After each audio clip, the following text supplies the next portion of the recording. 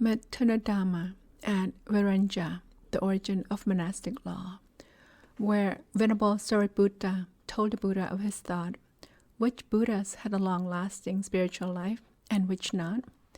The Buddha told him the names and their reason. Translated from Tipitaka Mūla by Bhikkhu Brahmali, read by Dr. Marlai. Theravada collection on monastic law, the great analysis, the chapter on offenses entailing expulsion, the first training rule on expulsion, homage to the Buddha, the perfected one, the fully awakened one, and Verañjā, the origin of monastic law. Soon afterwards, while reflecting in private, Venerable Sāriputta thought, which Buddhas had a long-lasting spiritual life and which not? In the evening, after coming out of seclusion, Sāriputta went to the Buddha, bowed, sat down, and said, "Just now, sir, while I was reflecting in private, I was wondering which Buddhas had a long-lasting spiritual life and which not."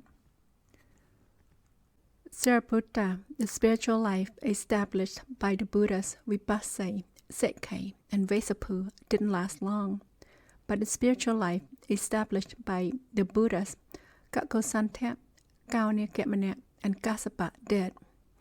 And why did the spiritual life established by the former three Buddhas not last long?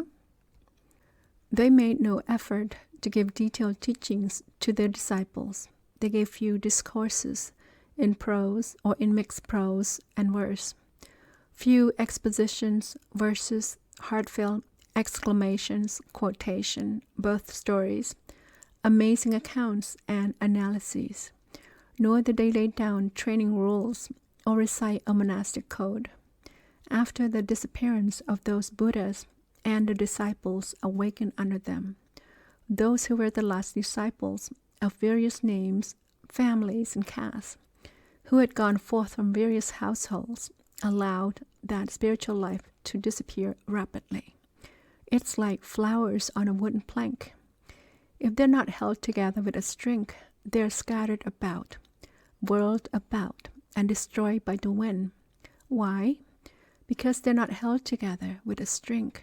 Just so, after the disappearance of those Buddhas and the disciples awakened under them, those who were the last disciples allowed that spiritual life to disappear rapidly. Instead, they were untiring at instructing their disciples by reading their minds. At one time, Sāriputta, the Buddha Vesapu, the perfected and the fully awakened one, was staying in a certain frightening forest grove. He instructed a sangha of 1,000 monks by reading their minds, saying, "Think like this, not like that. Pay attention like this, not like that. Abandon this and attain that."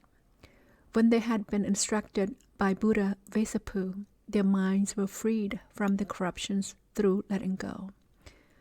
But if anyone with sensual desire entered that frightened forest grove, they usually had goosebumps all over. This is why the spiritual life established by those Buddhas did not last long.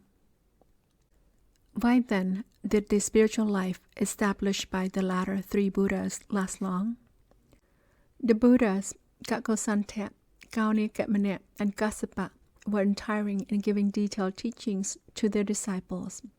They gave many discourses in prose and in mixed prose and verse, many expositions, verses, heartfelt exclamations, quotations, birth stories, amazing accounts, and analyses, and they laid down training rules and recited a monastic code. After the disappearance of those Buddhas and the disciples awakened under them, those who were the last disciples of various names, families, and castes, who had gone forth from various households, made that spiritual life last for a long time. It's like flowers on a wooden plank. If they're held together with a string, they're not scattered about, whirled about, or destroyed by the wind. Why? Because they're held together with a string. Just so, after the disappearance of those Buddhas, and the disciples awakened under them, those who were the last disciples made that spiritual life last for a long time. This is why the spiritual life established by those Buddhas lasted long.